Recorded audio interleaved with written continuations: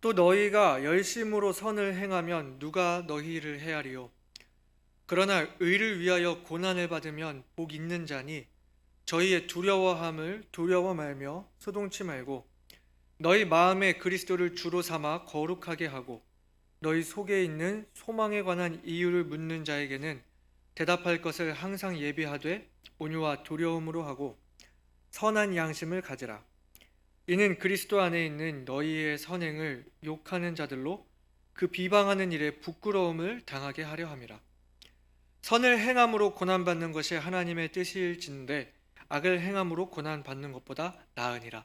여기까지 그리스도인이 세상에서 받게 되는 고난들에 대해서 지금 말씀하고 있는 것을 여러분 보실 수가 있습니다. 그리고 오늘 본문 18절에 보시면은 예수 그리스도를 그 고난의 본으로서 제시하는 것을 보게 되는데요.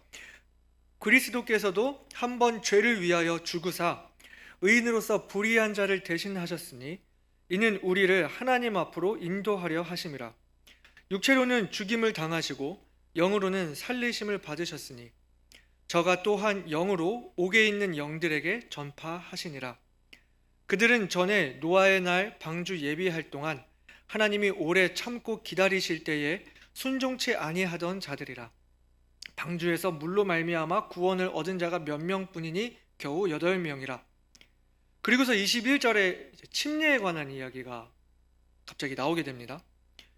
물은 예수 그리스도의 부활하심으로 말미암아 이제 너희를 구원하는 표니 곧 침례라. 육체의 더러운 것을 제하여 버림이 아니요 오직 선한 양심이 하나님을 향하여 찾아가는 것이라. 저는 하늘에 오르사 하나님 우편에 계시니 천사들과 권세들과 능력들이 저에게 순복하느니라. 그리고서 4장으로 가서는 이제 그리스도인들에게 그리스도가 받은 그 고난의 본을 따라서 우리들이 살아야 할 것을 권면하고 있는데요. 같이 4장을 보시면은요. 그리스도께서 이미 육체의 고난을 받으셨으니 너희도 같은 마음으로 갑옷을 삼으라. 이는 육체의 고난을 받은 자가 죄를 그쳤음이니 그 후로는 다시 사람의 정욕을 쫓지 않고 오직 하나님의 뜻을 쫓아 육체의 남은 때를 살게 하려 함이라. 너희가 음란과 정욕과 술 취함과 방탕과 연락과 무법한 우상 숭배를 하여 이방인의 뜻을 쫓아 행한 것이 지나간 때가 족하도다. 이러므로 너희가 저희와 함께 그런 극한 방탕에 다름질하지 아니하는 것을 저희가 이상히 여겨 비방하나 저희가 산자와 죽은 자 심판하기를 예비하신 자에게 직고하리라. 우리 6절 말씀 같이 읽을까요? 이를 위하여 죽은 자들에게도 복음이 전파되었으니 이는 육체로는 사람처럼 심판을 받으나 영으로는 하나님처럼 살게 하려 하심이라. 아멘. 그리고 이 말씀을 보시면은요, 우리가 읽었던 그 본문들을 이렇게 키워드로 이렇게 연결을 시키면은 첫 번째는 그리스도인이 받는 고난에 대해서 이야기를 하다가, 그 다음은 예수님이 받으신 그 고난의 본에 대해서 이야기를 하다가, 침례의 의미가 얘기가 되다가 우리가 그 고난을 받을 때 어떻게 이제 앞으로 살아가야 할지, 이전의 삶들을 버리고 새로운 모습으로 살라는 이야기로 이렇게 문맥이 이어지고 있습니다. 이것을 잘 생각하시면서 오늘 말씀을 함께 나누면 좋겠습니다. 제가 기도하겠습니다. 아버지 하나님, 주님의 말씀을 전할 특권을 부족한 종에게 주님 허락하여 주셨는데, 주님 말씀 앞에 담대하게 하여 주시고 주님이 주시는 말씀을 전하게 하여 주시고 주님께서 오늘 우리가 듣기 원하는 말씀을 들을 수 있게 해주시고 주님께서 오늘 우리가 가져야 할 그 갖기 원하는 그 마음들을 우리가 가질 수 있도록 주님 이 시간을 축복하여 주시옵소서. 예수님 이름으로 기도드리옵나이다. 아멘. 네, 자리에 앉으시겠습니다.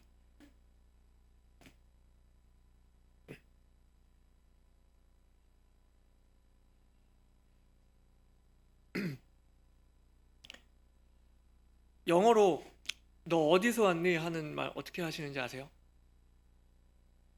영어로 너 어디서 왔니? Where are you from? 그렇게 얘기하죠. 제가 미국에서 사귄 친구 중에 제 미국 생활에 가장 큰 도움을 준 친구가 있는데요. 그 친구는 할아버지 할머니가 중국과 홍콩에서 미국으로 이제 이민을 와서 이제 자리를 잡아서 이제 나게 된 그 이민 3세대입니다. 그러니까 그 친구는 그 미국의 캘리포니아에서 태어났고 그곳에서 자랐습니다. 근데 제가 학교에서 이제 혹은 학교 밖에서 그 친구하고 같이 이제 무리를 지어서 다니다 보면 사람들이 접근해서 저하고 제 친구한테 물어볼 때가 있습니다. Where are you from? 이렇게요. 그럼 저는 당연히 코리아라고 이렇게 얘기를 하고요.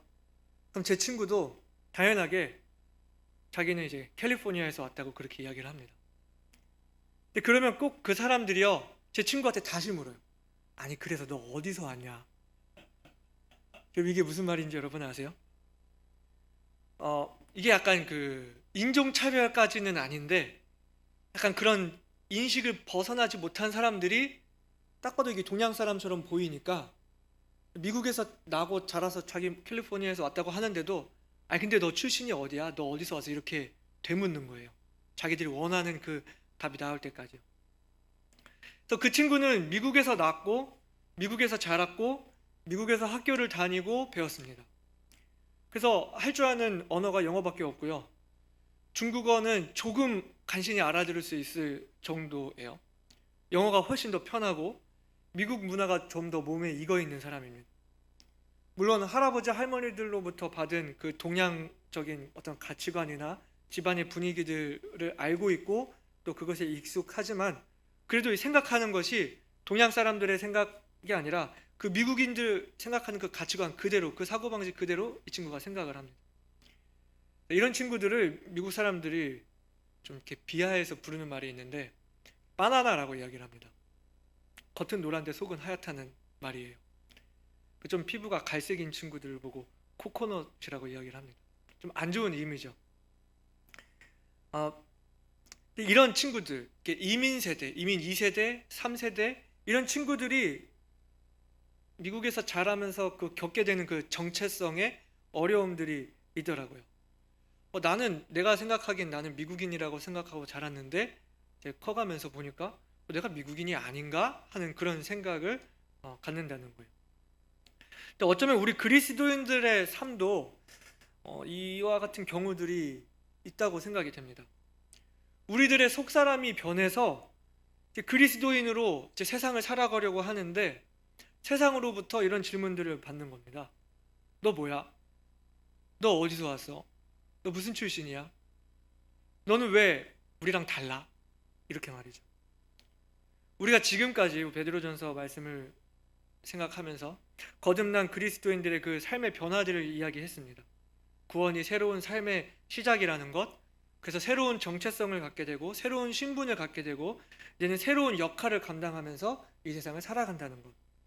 그래서 그리스도인은 교회의 일부로서 새로운 집이 되어 간다는 것과 또 거룩한 제사장으로서 우리를 대적하는 세상에게 그리스도의 모습을 보여야 한다는 것을 이야기했었습니다.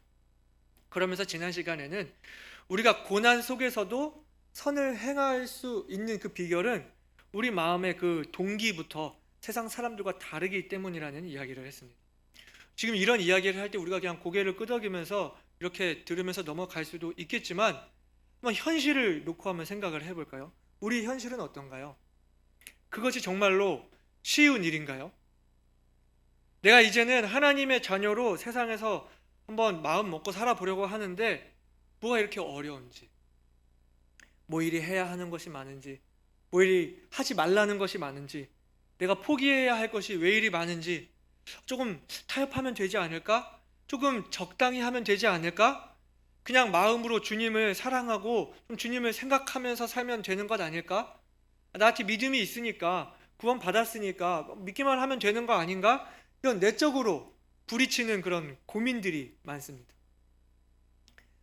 뿐만 아니라 외부로부터도 세상 사람들로부터 받게 되는 비방들이 있습니다. 우리의 빛된 모습이 어두움 속에 가려져 있는 그들의 모습을 비추게 되니까 그들에게는 우리들이 싫어지는 겁니다. 그들의 입장에서 더 싫은 것이 뭐냐면 그 사람이 우리들이 이전에 자신과 같이 그 죄악된 삶을 같이 그 죄악의 즐거움을 같이 누리던 사람들이었다는 거예요. 그래서 그 사람들 생각에는 난 네가 누군지 안다. 난 네가 어떤 사람인지 어떤 사람이었는지 난 알고 있어. 너는 보니까 참 위선쟁이다. 너만 잘났느냐? 남들 보지 않는 곳에서는 분명히 너도 그 죄악의 즐거움을 누리고 있을 거야 라고 그렇게 여러 가지 비방들을 우리에게 하면서 말 그대로 우리에게는 안팎으로 고난이 생겨나는 것입니다. 과연 이런 모습 속에서 우리가 가져야 할 생각과 자세는 무엇일까요? 우리는 어떻게 우리가 맞닥뜨리는 고난에 대처하며 그리스도인답게 살 수 있을까요? 오늘 말씀은 이에 대해 예수 그리스도께서 선을 위한 고난의 본이 되셨다고 말하고 있습니다.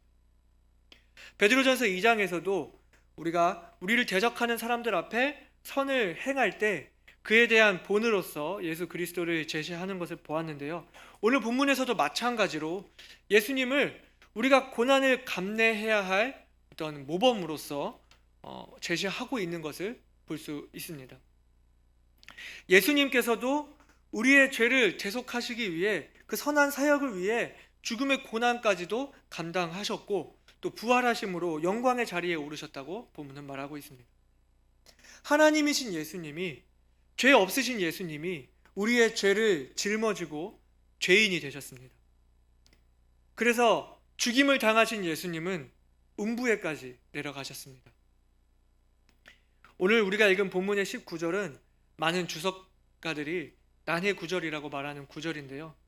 죽임 당하신 예수님이 영으로 옥에 있는 자들에게 전파하셨다고 그렇게 말을 하고 있습니다. 이 부분이 오늘 설교의 맥락이 그렇게 크게 중요한 것은 아니지만 이 부분을 제가 잠시 설명을 드리자면, 예수님이 십자가에서 죽임을 당하실 때 주님께서 뭐라고 말씀하셨죠?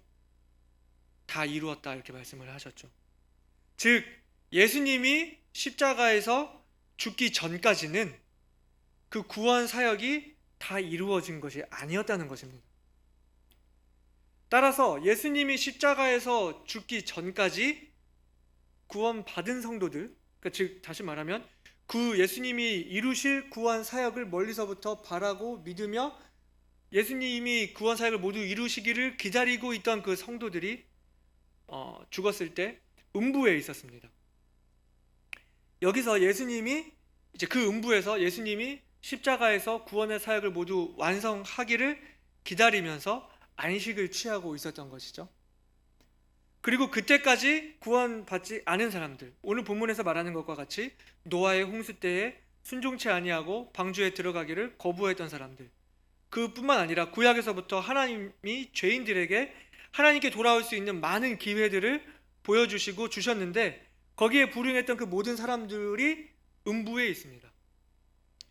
그런데 이 음부라는 곳이 이 두 군데로 구분이 되어 있습니다. 누가복음 16장 여러분 보시게 되면 부자와 나사로의 이야기가 있는데요. 거기서 거지는 죽어서 아브라함의 품으로 들어갔다 이렇게 이야기가 나오고요. 그리고 부자 나사로는 죽어서 이제 불 가운데 고통받는 곳에 있었다 이렇게 이야기를 하죠. 그러면서 이제 그 거지와 나사로가 있는 그 곳에는 사이에는 큰 구렁이 끼어 있어서 이곳에서 저곳으로 넘어갈 수가 없다 이렇게 나와 있던 걸 여러분이 알고 계시죠? 네, 들으셨죠? 읽으셨죠? 그래서 모든 그 죽은 자의 영혼이 음부에 내려가게 되는데 이제 복음의 그 사실을 믿는 사람들은 아브라함의 품에 있는 것이고 이제 복음을 믿지 않는 사람들은 그 불타는 고통하는 곳으로 가게 되는 것입니다. 그리고 예수님께서도 죽임을 당하시고 그 음부에 내려가셔서 오늘 본문이 말하는 것과 같이 이제 그 구원 사역이 완성되었다는 소식을 선포하시게 될 때 그거를 기다리고 있던 그 성도들에게는 구원의 기쁜 소식이 되는 것이고, 믿지 않던 자들에게는 이제 이들이 당하게 될 그 심판과 형벌이 완전히 결정되어져 버리는 선언이 되었던 것입니다. 그리고 예수님은 이제 그 음부에서 아브라함의 품에서 기다리고 있던 그 성도들을 이제 하늘의 안식처로 옮기게 하신 것입니다. 이것이 천주교에서는 어떤 연옥의 교리로 발전된 것으로 아는데요. 우리가 알고 있기를 이쪽에서 저쪽으로 옮길 수도 없었다고 성경에 말씀하고 있고, 또 그리고 예수님이 십자가에서 죽으시고 부활한 이후에 이 모든 성도들을 하늘로 옮기었기 때문에 이제는 완전히 분리가 되었기 때문에 이미 죽은 그 영혼의 거처가 옮겨질 수 있다는 것은 전혀 진리일 수가 없습니다. 중요한 것은 오늘 다시 문맥으로 돌아와서 이 모든 일들을 이루기 위해서는 예수님이 음부에 내려가셔야 했다는 것, 다시 말해서 예수님이 죽으셔야만 했다는 것을 말하고 있습니다. 그리고 예수님은 죽기까지 그 고난에 순종하심으로 우리를 위한 구원의 사역을 이루셨다고요. 그리고 그 죽음을 당하셨기 때문에 부활 이후의 영광을 얻게 되신 것입니다. 십자가 죽음의 그 고난이 없었다면 부활 이후의 영광도 없다는 이야기죠.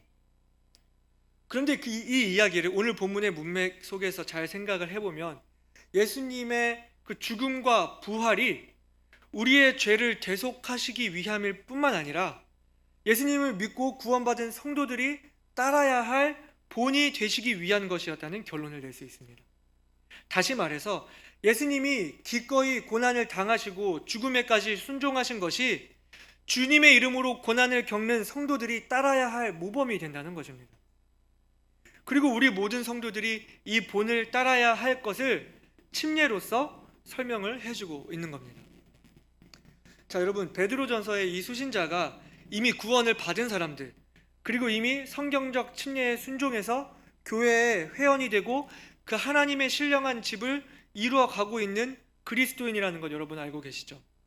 아마 침례에 순종한 사람들에게, 이미 침례에 순종한 사람들에게 지금 하는 말인 것을 여러분이 기억하시기를 바랍니다.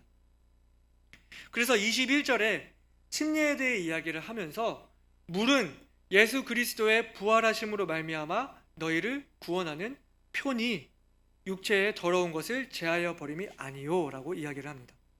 그러니까 침례할 때 우리가 쓰게 되는 이 물에 어떤 신성한 능력이 있어서 사람의 죄를 씻게 되는 것이 아니고 그저 상징일 뿐이라는 이야기입니다. 그렇기 때문에 침례를 받아야지만이 구원을 받는다라는 말이 될 수 없는 말이고요. 또 침례를 받기 위해 구원을 받기 위해 반드시 필요한 것이 아니라는 말입니다. 그러면 침례를 왜 받느냐? 오늘 본문에서 말하는 것은 선한 양심. 우리가 지난 시간에 이 이야기를 했습니다. 성령님께서 우리 마음에 내주하심으로 이제 선하게 된 우리의 그 양심이 이제 하나님을 향하여 찾아가는 것이라고 오늘 본문이 말하고 있습니다. 고난을 이기시고 하늘에 오르신 그 예수님의 본을 따르는 것입니다. 주님께서 죽기까지 그 고난에 순종하신 것처럼 우리들도 나 자신을 죽기까지 순종하겠노라 고백하는 것이 바로 이 침례의 의미가 되는 것입니다. 오늘 본문에서 말하는 것처럼 여러분 노아의 홍수 때를 한번 생각해 보세요. 노아의 홍수 때에 그 온 땅을 덮었던 물은 심판의 물이었습니다. 그것은 곧 물에 잠겨 죽는 것을 의미하는 것이었습니다. 그러나 방주 안에 있던 자들은 그 모든 생명체를 물에 잠겨서 죽게 만드는 그 물 위에 떠서 구원을 받았습니다. 말 그대로 죽음으로부터 구원을 받은 것입니다. 그렇기 때문에 노아의 홍수에서 의미하는 그 물은 믿지 아니하는 자들에게는 죽음을 의미하는 것이고 믿는 자들에게는 구원을 의미하는 것이었습니다. 또 여러분 사도 바울은요, 고린도전서 10장을 보시게 되면요, 이스라엘 백성들이 출애굽해서 홍해 바다를 건너게 될 때 그것을 가리켜서 바다에서 침례를 받았다 이렇게 이야기를 하고 있거든요. 여러분 한번 그 상황을 한번 생각해 보세요. 뒤에 애국 군대가 쫓아오고 있었고 눈앞에는 홍해 바다가 펼쳐져 있었습니다. 좌우로 도망칠 수 있는 길이 없었습니다. 그런데 그 상황에서 여러분 하나님이 말씀하실 때 바다로 전진하라고 그렇게 말씀을 하셨어요. 여러분 한번 현실적으로 생각을 해보세요. 그게 무슨 의미입니까? 뒤에 애국 군대가 있고요. 이제 싸워서 이길 수 있는 능력이 없는데 눈앞에 바다가 있으면은요, 바다로 그때 한 걸음 한 걸음 들어간다는 것은 자살 행위와 같은 거지 않습니까? 애국 군대와 싸우다 죽던지 아니면 스스로 자결을 하든지 둘 중 하나를 선택하는 거라고 밖에 우리의 머리로는 생각할 수가 없는 거죠. 현실적으로요. 그런데 여러분 말씀을 보시면 아시겠지만 이스라엘 백성들이 그 홍해 바다로 한 걸음 내딛었을 때 하나님이 바람을 일으키시고 그 홍해 바다를 가르셨던 것을 여러분이 볼 수가 있습니다. 길을 보여주셔서, 그 바다를 가르셔서 길을 보여주셨을 때 이스라엘 백성들이 갔던 것이 아니고, 그 주님의 말씀을 듣고 순종함으로 그 한 걸음을 내딛었을 때 주님이 그때부터 길을 내어주기 시작하셨다는 것을 여러분 기억하시기 바랍니다. 이스라엘 백성들에게 그 홍해 바다의 그 바닷길은 구원이었습니다. 자, 여러분, 이것들이 모두 의미하는 것이 무엇입니까? 죽음입니다. 내가 죽는 거예요. 기꺼이 그 바닷물에, 이 바닷물에 들어간다는 것이 죽음의 길이라는 걸 내가 알지만, 하나님이 아직 길을 보여주시기 전이지만 내가 순종하는 거예요. 이것이 죽음이더라도 네, 제가 가겠습니다 하고 그 길을 기꺼이 가는 것입니다. 내 머리로는, 내 판단으로는 이것이 죽음이라고 말하는데 나의 믿음의 행동은 거기에 순종하는 거예요.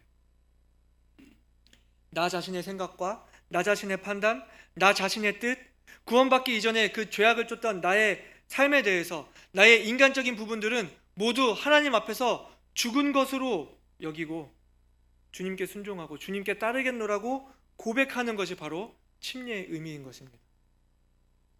침례에 순종하는 것은 내가 바로 그러한 삶을 살겠다고 다른 사람들 앞에 선언하는 것입니다.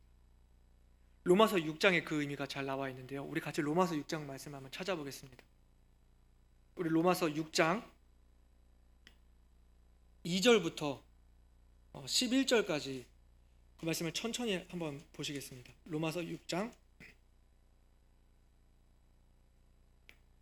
2절부터 11절까지 제가 한번 천천히 읽겠습니다. 여러분 눈으로 따라오시기 바랍니다. 그럴 수 없느니라 죄에 대하여 죽은 우리가 어찌 그 가운데 더 살리요. 무릇 그리스도 예수와 합하여 침례를 받은 우리는 그의 죽으심과 합하여 침례 받은 줄을 알지 못하느뇨.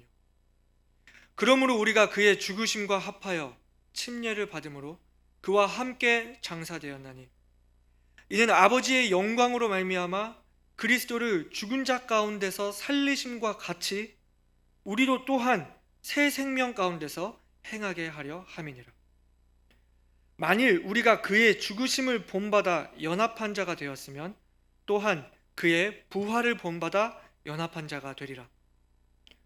우리가 알거니와 우리 옛사람이 예수와 함께 십자가에 못 박힌 것은 죄의 몸이 멸하여 다시는 우리가 죄에게 종노릇하지 아니하려 함이니 이는 죽은 자가 죄에서 벗어나 의롭다 하심을 얻었음이니라. 만일 우리가 그리스도와 함께 죽었으면 또한 그와 함께 살 줄을 믿노니 이는 그리스도께서 죽은 자 가운데서 사셨음에 다시 죽지 아니하시고 사망이 다시 그를 주장하지 못할 줄을 알미로라. 그의 죽으심은 죄에 대하여 단번에 죽으심이요 그의 살으심은 하나님께 대하여 살으심이니 이와 같이, 다 같이 읽을까요?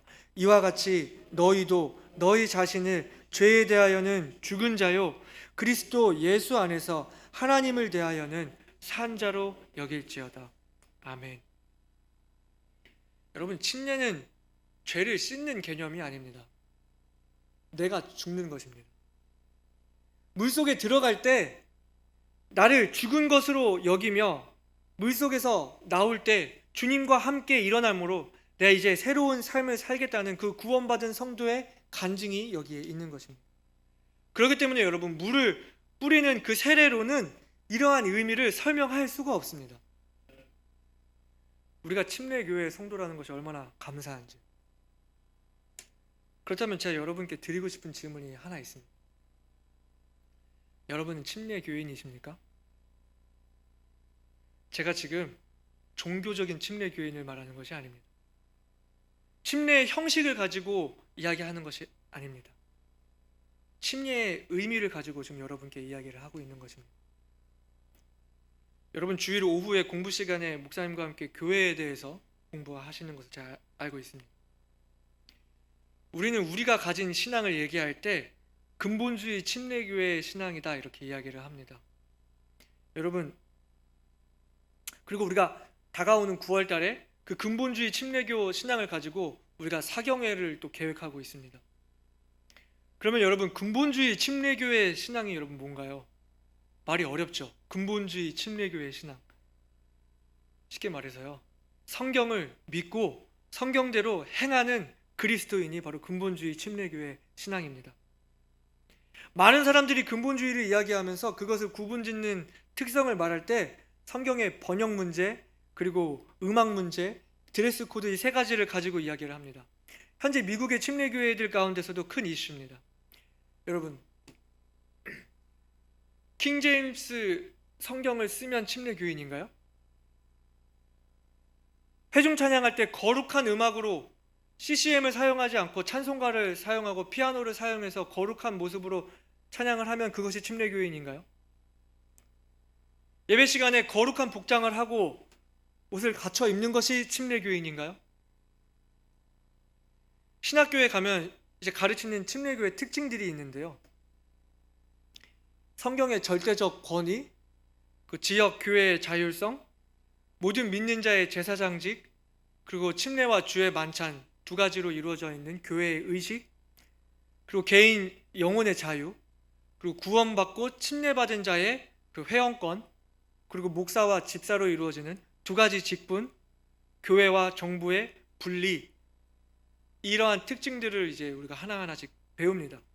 시간이 되면 이런 부분들을 여러분이 이제 목사님 공부 시간에 같이 공부하게 될런지 모르겠지만요, 이런 시간에 이걸 공부하면 좋겠죠. 하지만 제가 여기서 말하고 싶은 것은요, 이런 침례 교회의 특징들을 지켜야 침례 교인이 되는 것이 아니라는 것입니다. 여러분, 여기 앞에 나와 있는 것은요, 성경이 말하고 있는 진리들일 뿐입니다. 그런데 역사 속에서 수많은 교회들이 이러한 원리들에서 타협을 하고 떨어져 나갈 때 침례 교회들이 이 원리들을 계속 붙들고 있었기 때문에, 고수하고 있었기 때문에 침례 교회의 특징이 되어 버린 것이지, 사실 이것이 침례 교회의 특징이 아니고 성경적인 원리입니다. 성경 어디에도 침례 교인은 이러한 기준들을 지켜야 한다라고 말하고 있는 구절이 없습니다. 제가 무슨 말 하는지 여러분 아시겠어요? 사람들이 말하는 그 침례 교인들 말고, 사람들이 생각하는 침례 교인은 이런 거다라는 거 말고, 오늘 성경이 말하고 있는 그 침례의 의미, 주님이 우리에게 말씀하시는 침례 받은 그리스도인의 모습은 과연 내가 그리스도의 죽음과 부활에 연합된 사람인가 하는 것을 묻고 있다는 것입니다. 오늘 본문이 말하는 바는 무엇입니까? 죄 많은 이 세상 속에 그리스도인으로 살면서 수많은 고난에 처하게 되지만, 그 고난에 죽기까지 순종하시고 부활하신 그 그리스도의 본을 따라서 우리가 구원받기 이전에 그 육신적인 나를 죽은 것으로 여기고 주님이 주신 성령으로 말미암아 새로운 삶을 사는, 그래서 그 고난을 감내해내는 그리스도인이 되라는 것이죠. 여러분은 그 고난에 순종하신, 죽기까지 순종하신 그 예수 그리스도의 본을 따르고 계십니까? 오늘 본문에서 4장 1절부터는 이렇게 말을 하고 있습니다. 그리스도께서 이미 육체의 고난을 받으셨으니 너희도 같은 마음으로 갑옷을 삼으라. 갑옷을 삼으라고요. 여러분, 이게 무슨 말입니까? 우리가 나 자신을 죽은 것으로 여기는 마음, 이러한 마음을 품지 않게 되면 세상으로부터 오는 그 고난의 공격을 버틸 수 없다는 말 아닙니까? 2절은 또 어떻게 이야기하고 있습니까? 그 후로는 다시 사람의 정욕을 쫓지 않고 오직 하나님의 뜻을 쫓아 육체의 남은 때를 살게 하려 함이라. 나의 육신적인 그 욕심들, 죄악의 습관들, 내가 주인이라고 우겨대는 그 자아를 모두 죽은 것으로 여기고 이제는 하나님을 향해 그분을 따르는 새로운 마음으로 육체의 남은 때를 살라고 말하고 있습니다. 어느 누가 이렇게 이야기를 했는데요, 오늘은 나의 남은 인생의 첫째 날이다 라고요. 여러분, 우리 이 말을 한번 같이 따라해 볼까요? 오늘은 나의 남은 인생의 첫째 날이다. 내가 지금까지는 어떤 삶을 살았든지 과거일랑 뒤로 묻어두고 앞으로 나의 남은 삶을 주님을 위해 사는 것입니다. 세상에 대해서, 죄에 대해서, 나를 향해 조여오는 그 고난에 대해서 내가 죽은 것으로 여기고 주를 위해 살 때 심판날에 주님께서 내게 주실 그 영광을 바라보며 내게 주신 하루하루를 새롭게 사는 것입니다. 이것이 오늘 본문이 말하고 있는, 성경이 말하고 있는 침례받은 그리스도인의 삶입니다. 그리고 이것이 제가 오늘 여러분께 묻고 있는 침례 교인의 의미인 것입니다. 사도 바울은 어떻게 말했습니까? 나는 날마다 죽노라. 날마다 죽노라. 이렇게 말하지 않았습니까? 혹시 이 중에 아직까지 성경적 침례에 순종하지 못하신 분이 계시다면은 제가 지금 이 이야기가 침례 받으려면 다 포기해라 라고 하면서 침례받기 어렵게 하려고 지금 이 말씀을 드리는 것이 아닙니다. 그리고 혹은 이 말씀을 들으시면서 내가 침례 다시 받아야겠네 이렇게 생각하지 않으셔도 됩니다. 우리 침례 받은 그리스도인들이 마땅히 가져야 할 삶의 자세에 대해서 여러분께 말씀을 드리고 있는 것입니다. 자, 다시 한번 여러분께 묻고 싶습니다. 여러분은 여러분 자신을 침례교인이라고 생각하십니까? 왜요? 단순히 우리 교회 이름이 침례교회여서요? 아니요. 주님이 말씀하시는, 주님이 원하시는 침례받은 그 그리스도인의 삶을 살기로 여러분은 그렇게 다짐하고 있느냐고요. 혹시 이 가운데에 내가 구원받았노라 하면서 하나님의 자녀라고 하면서 아직까지 그 구원받기 이전에 죄악된 습관들을 버리지 못했다든지, 아직까지 나를 주님의 부르심에 복종시키지 못해서 내 생각과 내 판단을 고집부리고 내 뜻을 세우며 계속 스스로 충돌하고 계신 분이 있지는 않습니까? 아니면 세상에서 그리스도인으로 살려고 최선을 다하지만 가정에서, 사회에서, 우리가 세상에서 받게 되는 많은 그 충돌들, 핍박들로 인해 고난 가운데 계신 분이 있지는 않습니까? 우리에게 본이 되신 그리스도, 우리 예수님을 생각하시면서 나의 삶을 기꺼이 그분의 삶, 그분의 죽으심과 장사 지냄과 부활에 우리의 삶을 연합시키며 살 때 주님께서 우리 마음에 평안을 주시고 이겨낼 힘을 주시고 큰 영광으로 갚아 주실 것을 믿습니다. 이러한 신앙의 고백을 잘 표현한 말씀이 있는데요, 우리 갈라디아서 2장 20절 말씀을 함께 우리가 읽고 기도하겠습니다. 내가 그리스도와 함께 십자가에 못 박혔나니 그런즉 이제는 내가 산 것이 아니요 오직 내 안에 그리스도께서 사신 것이라. 이제 내가 육체 가운데 사는 것은 나를 사랑하사 나를 위하여 자기 몸을 버리신 하나님의 아들을 믿는 믿음 안에서 사는 것이라. 아멘. 함께 기도하시겠습니다.